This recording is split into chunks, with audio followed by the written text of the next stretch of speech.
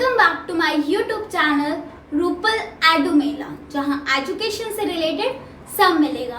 Today we will discuss about the topic basic concepts of macroeconomics. So let's come and discuss about that.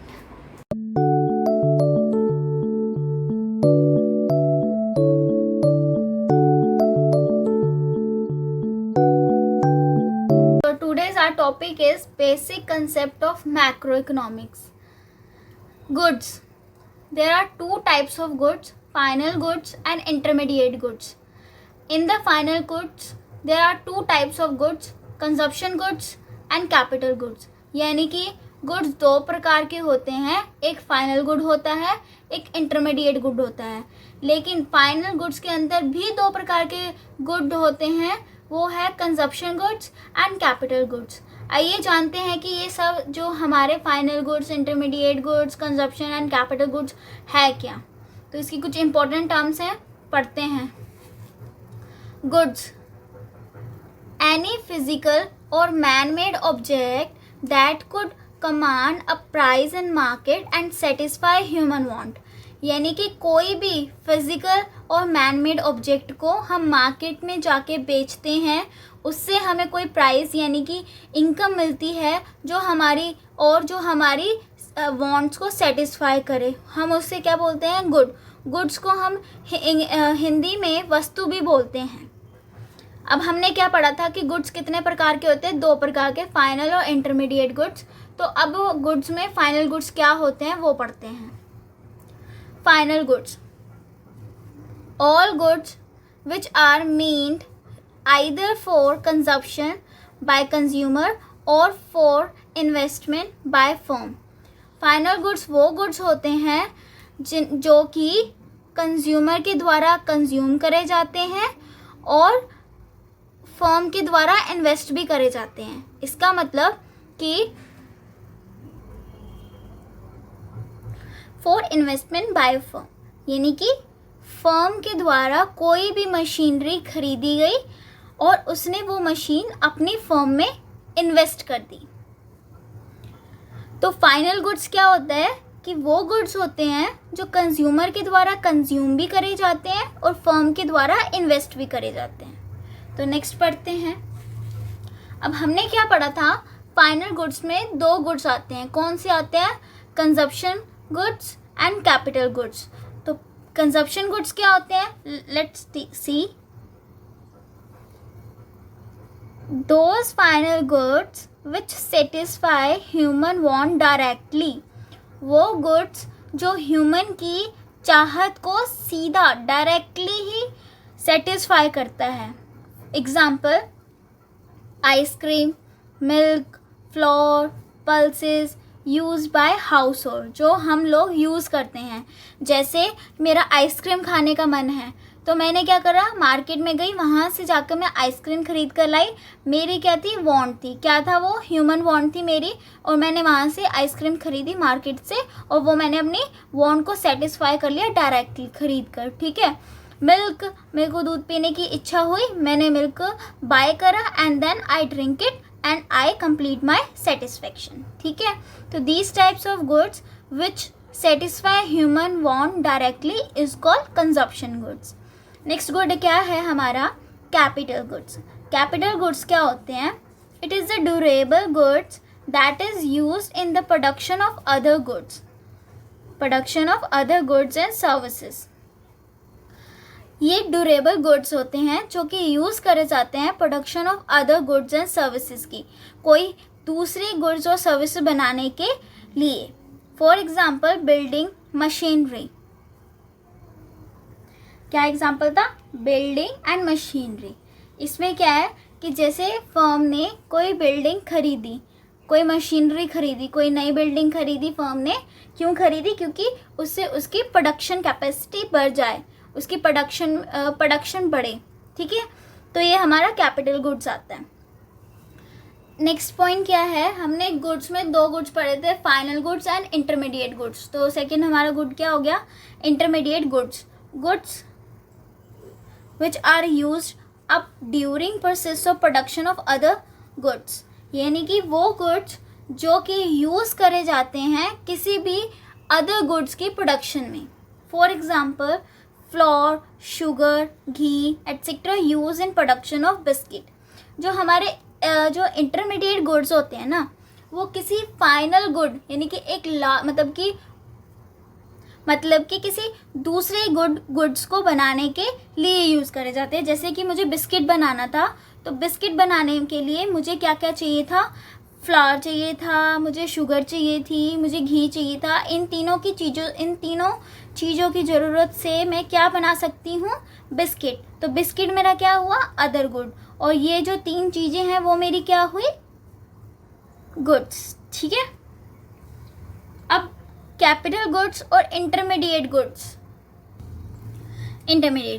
यानी कि आप कहोगे कि अभी ये दोनों तो सेम है, मतलब ये भी कोई अदर गुड्स एंड सर्विसेज को production of other goods service करती है, ये भी production of other goods service करती है। सॉरी, यहाँ पे गुड्स एंड सर्विसेज नहीं लिखा, करती है। तो इन दोनों में अंतर है क्या, तो अंतर क्या है, जो हमारा कैपिटल गुड्स है वो हमारा ड्यूरेबल गुड्स है। मीन्स ड्यूरेबल गुड्स का मतलब है वो गुड्स जो कि नष्ट नहीं होते, ख़त्म नहीं होते, ड्यूरेबल गुड कहलाते हैं। जैसे बिल्डिंग, अब मैंने कोई बिल्डिंग खरीदी, क्या वो 1 महीने, 2 महीने, 1 दिन के अंदर ख़त्म हो जाएगी क्या, नहीं होगी ना, तो वो मेरा हो गया ड्यूरेबल गुड्स। और इंटरमीडिएट गुड्स में क्या है कि मैं प्रोडक्शन कर रही हूँ किसी अदर गुड्स एंड सर्विसेज का, ठीक है। उसमें क्या होगा, जैसे कि मैंने यहाँ पे एग्जांपल लिया था बिस्किट बनाने का, इसमें मेरा क्या था कि मैंने फ्लावर, घी और शुगर को मैंने यूज़ करके मैंने बिस्किट बनाए थे। तो ये जो तीनों चीज़ें हैं वो मेरी एक बार ही यूज़ होगी, जब मैं इसे यूज़ करूँगी तो ये क्या हो जाएंगी, मेरी ख़त्म। जो चीज़ ख़त्म हो जाती है वो इंटरमीडिएट गुड्स होती है, और जो चीज़ ड्यूरेबल होती है यानी ख़त्म नहीं होती, वो कैपिटल गुड कहलाती है। तो समझ आ गया। चलो नेक्स्ट पेज पे बढ़ते हैं।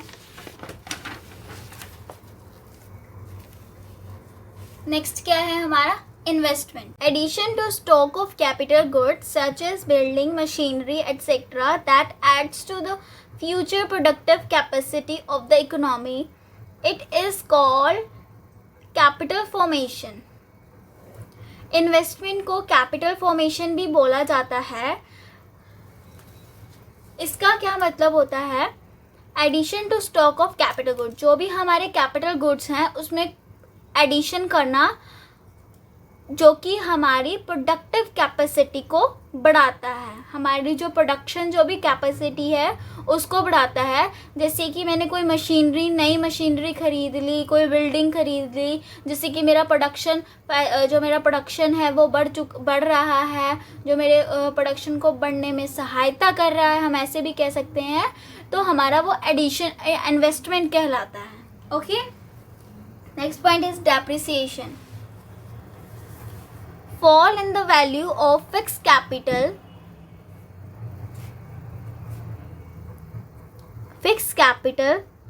of goods due to normal wear and tear in the process of production। मतलब कि कोई भी हमारी फिक्स्ड कैपिटल है, जो हमारी फिक्स्ड कैपिटल है उसकी वैल्यू में गिरावट होना, नॉर्मल तरीके से बोला जाए ये उतार चढ़ाव हो हमारी प्रोडक्शन में, उसे हम डेप्रिसिएशन कहते हैं। फॉर एग्जांपल, मैंने मशीनरी ली, ठीक है, अब मैंने क्या करा, मैंने उसको 2 साल 3 साल यूज़ करा, और अब मेरे लिए वो यूज़लेस है, मेरे को अब उसकी ज़रूरत नहीं है। तो मैं मार्केट में जाती हूँ और मैं उस मशीनरी को मार्केट में जाके सॉरी 1 मिनट, कैमरा हिल रहा है, अब कोई प्रॉब्लम नहीं आएगी, अब सही है सब कुछ। तो मैं कहाँ पे थी, हाँ, मैं फॉर एग्ज़ाम्पल कह रही थी कि कोई मशीनरी है, हम उसको, मेरे को जितनी ज़रूरत थी उसकी, मैंने उसको उतना यूज़ करा, और अब मैंने क्या करा कि अब मैं मुझे अब उसकी ज़रूरत नहीं है, मैं मार्केट में जाके मैं उसको बेच रही हूँ। तो मुझे उसकी वो कीमत नहीं मिलेगी जो मैं जितने में मैंने ख़रीदी थी। सपोज़ कर लो कि मैंने उसको 8,000 में ख़रीदा किसी मशीनरी को, और मैं मार्केट में जाके उसको बेच के आ रही हूँ, तो मुझे वो 3,000 रुपये में देगा, मुझे 3,000 देगा। वो मुझे 3,000 क्यों देगा, कोई बताएगा क्यों? क्योंकि fall in the value of fix capital, वो मेरी एक फिक्स कैपिटल थी, उसकी जो वैल्यू थी उसमें फॉल, गिरावट आ गई, तो इसे हम डेप्रिसिएशन बोलते हैं। डेप्रिसिएशन को हम बोलते हैं consumption of fix capital.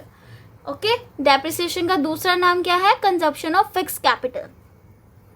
Next पे बढ़ते हैं, नेट इन्वेस्टमेंट।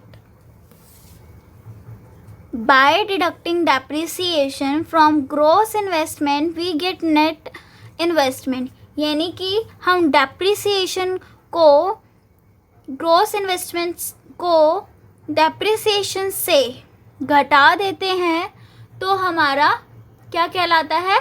Net investment. मैंने फॉर्मूला लिखा हुआ है, ये बहुत इम्पोर्टेंट है, आपको हर चीज़ के बारे में पता होना चाहिए। अगर ये क्वेश्चन, अगर हम जब आगे हम वीडियो में क्वेश्चन प्रैक्टिस करेंगे तो उसमें ये फॉर्मूला इम्पोर्टेंट है, आपको ये फॉर्मूला भूलना नहीं है कि नेट इन्वेस्टमेंट क्या होता है हमारा, ग्रॉस इन्वेस्टमेंट और डेप्रिसिएशन। ग्रॉस इन्वेस्टमेंट से डेप्रिसिएशन को माइनस करना है, हमारे को क्या मिल जाएगा? Net investment. नेक्स्ट क्या है हमारा? स्टॉक। स्टॉक क्या है?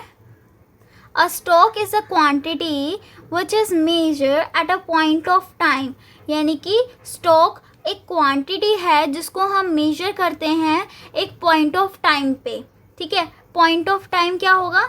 जैसे कि हमारा हो गया कि at 4 PM, यानी कि 4 बजे, 1 जनवरी 2020 को, जैसे कि हो गया हमारा ऑन मंडे। ठीक है, तो ये हमारा क्या है? पर्टिकुलर पॉइंट ऑफ टाइम, कि जैसे मैं कह दूं कि सीता 4 बजे खाना खा रही थी, तो सीता 4 बजे खाना खा रही थी का क्या मतलब हो गया कि मैंने एक पर्टिकुलर पॉइंट ऑफ टाइम बता दिया, 4 बजे। ठीक है, example of stock are wealth, population, capital, foreign डेब्ट, लोन, मनी सप्लाई। ठीक है, अब इसको कैसे समझेंगे कि हमारा पॉइंट ऑफ टाइम, मतलब कि ये सारे जो मैंने एग्जांपल बोले हैं पॉइंट ऑफ टाइम से कैसे समझेंगे? जैसे कि वेल्थ को लेते हैं एग्जांपल में पहले। अब किसी की डेथ हो गई, क्या हो गई? किसी की डेथ हो गई। एडवोकेट वहाँ जाके पहुँच के कहता है कि भाई इसकी जो ये गिरा पड़ा है, यानी कि जिसकी डेथ हो गई है उसकी जो वेल्थ है वो कितनी है। मतलब सपोज करा किसी की डेथ हो गई हमारी 1 जनवरी 2020 को, और जो एडवोकेट है वो कह रहा है कि 1 जनवरी 2020 तक की जो उसकी वेल्थ है वो इतनी है। तो यानी कि हमें पॉइंट ऑफ टाइम की बता दिया ना कि पॉइंट ऑफ टाइम कौन से पॉइंट ऑफ टाइम में वेल्थ कितनी है। पॉपुलेशन यानी कि जनसंख्या, कि हमारी जनसंख्या कितनी जनसंख्या है, इस डेट को हमारी जनसंख्या इतनी है, इस दिन को हमारी जनसंख्या इतनी है। तो these types examples. Money supply, हम इसे भी इस तरीके से ही समझेंगे। Stock has no time dimension, मतलब कि इसका कोई टाइम डायमेंशन नहीं होता, ये पॉइंट ऑफ टाइम होता है। नेक्स्ट है फ्लो। फ्लो क्या होता है? A flow is a quantity which is measure over a period of time. जो हमारा स्टॉक था वो क्या था? पॉइंट ऑफ टाइम था, और हमारा जो फ्लो है वो क्या है? पीरियड ऑफ टाइम है। एग्जाम्पल आवर्स हो गया, डेज हो गए, वीक हो गए, मंथ हो गया, ईयर हो गया। यानी कि इसको किस बेसिस पे कर सकते हैं? इसको हम hours, days, week and year के बेसिस पे हम इसको कैलकुलेट कर सकते हैं। एग्जाम्पल ले लेते हैं। क्या एग्जाम्पल होंगे हमारे फ्लो के? National income, investment savings, change in money supply, rent, profit. ये हमारे फ्लो का एग्जाम्पल हो गए, ठीक है। जैसे कि नेशनल इनकम है, मेरी नेशनल इनकम कब निकालते हैं? एंड में निकालते हैं ना, ईयर की एंड में। तो नेशनल इनकम ईयर एंड में कितनी है? हमारी फ्लो कहलाती है। इन्वेस्टमेंट कितनी करी थी मैंने? फ्लो कहलाती है। सेविंग्स, इस महीने में मेरी कितनी सेविंग्स हो गई? फ्लो कहलाती है। Sorry, a flow has time dimension. Flow का टाइम डायमेंशन होता है। फ्लो टाइम डायमेंशन होती है, यानी over a period of time होती है। सो नेक्स्ट पढ़ते हैं अब। Next topic is a very important topic, students. It will come 100% in your exams. So अच्छी तरह से सुन लीजिए। फैक्टर इनकम क्या होती है, ट्रांसफ़र इनकम क्या होती है, और इन दोनों का डिस्टिंग्विश।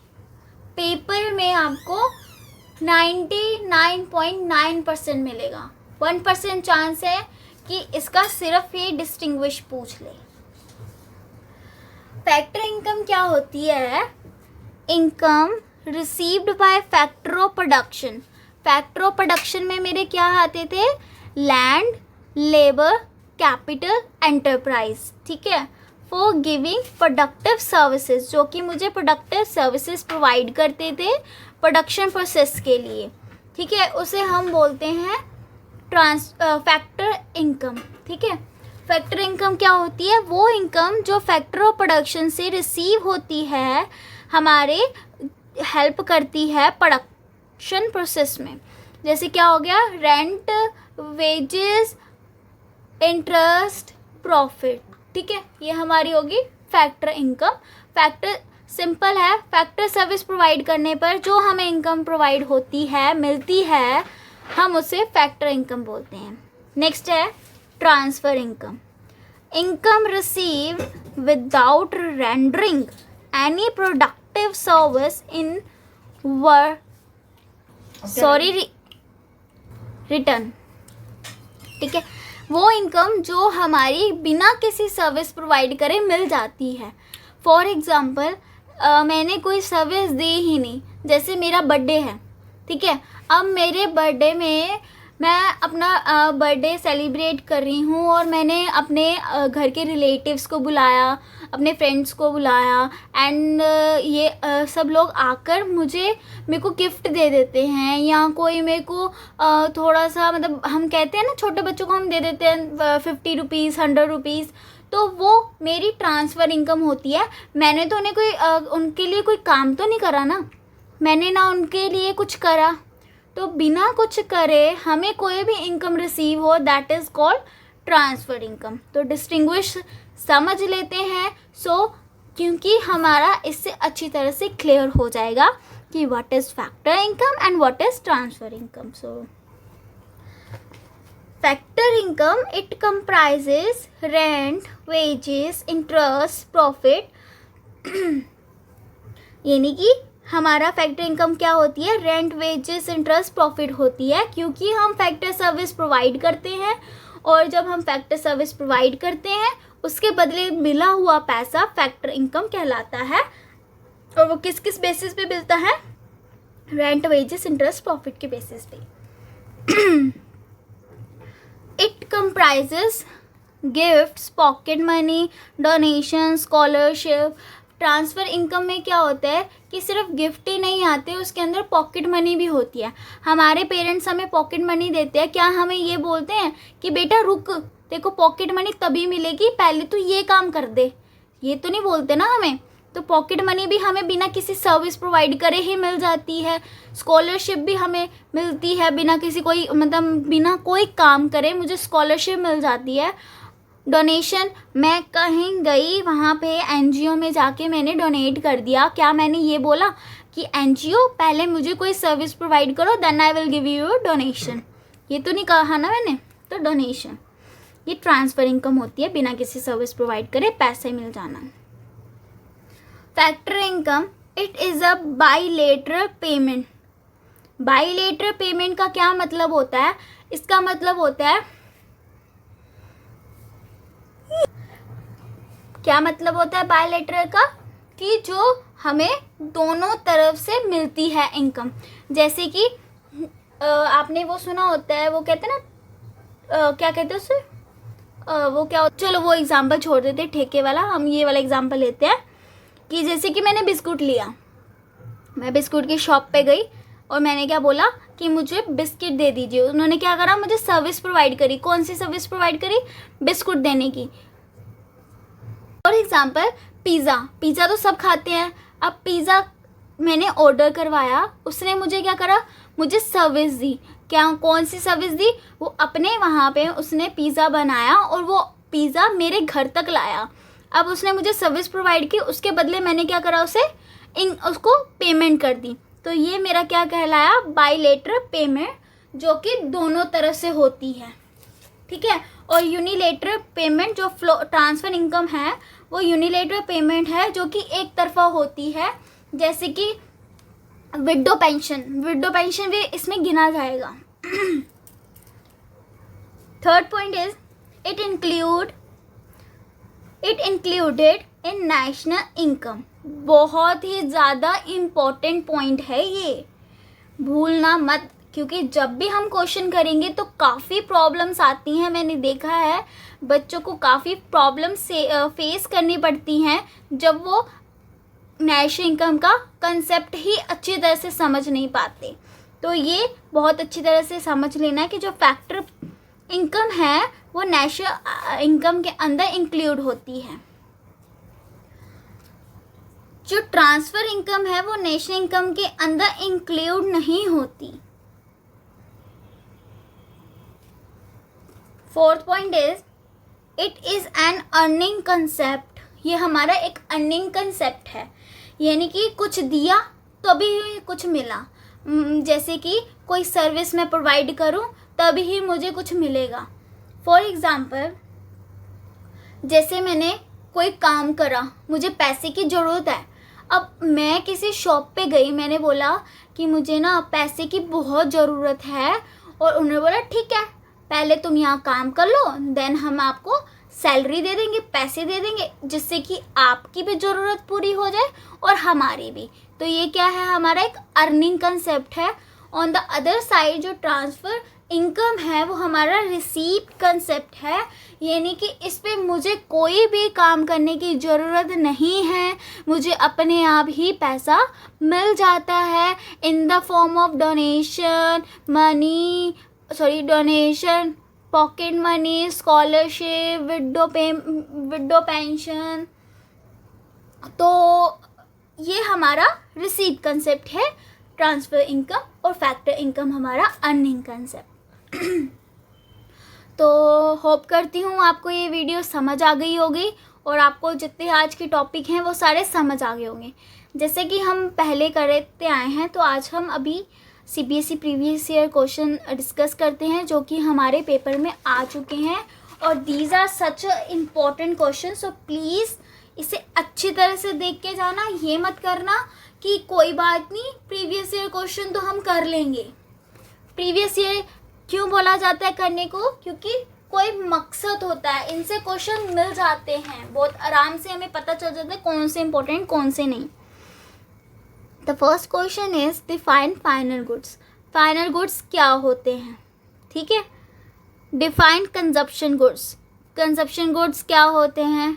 Defines depreciation. डेप्रिसिएशन क्या होता है, ठीक है। Distinguish between factor income and transfer income. Factor income और ट्रांसफ़र इनकम में अभी हमने डिस्टिंग्विश करके अभी हटे हैं, तो वो पूरा का पूरा यहाँ लिख देना है पहले, ठीक है। Fifth question is distinguish between intermediate product and final product. What is intermediate and what is final product, आपको इन दोनों के अंदर डिफरेंस बता देना है। अब ये क्वेश्चन हमारा कई बार इस तरीके से भी आ जाता है, explain the basis of classifying goods into intermediate and final goods, give suitable examples.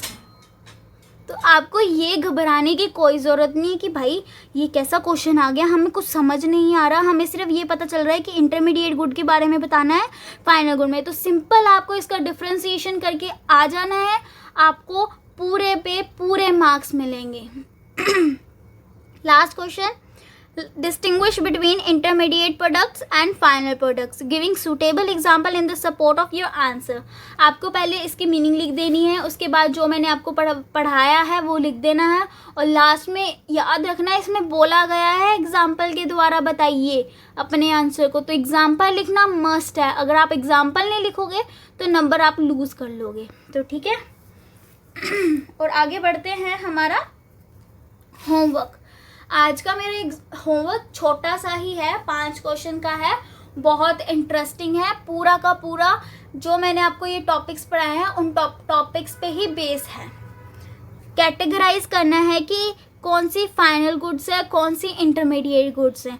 Final goods कौन से गुड्स होते हैं, वो गुड्स जो कि हम डायरेक्ट यूज़ करते हैं फॉर सेटिस्फेक्शन के लिए ह्यूमन वांट्स की। इंटरमीडिएट गुड्स वो गुड्स होते हैं जो कि हम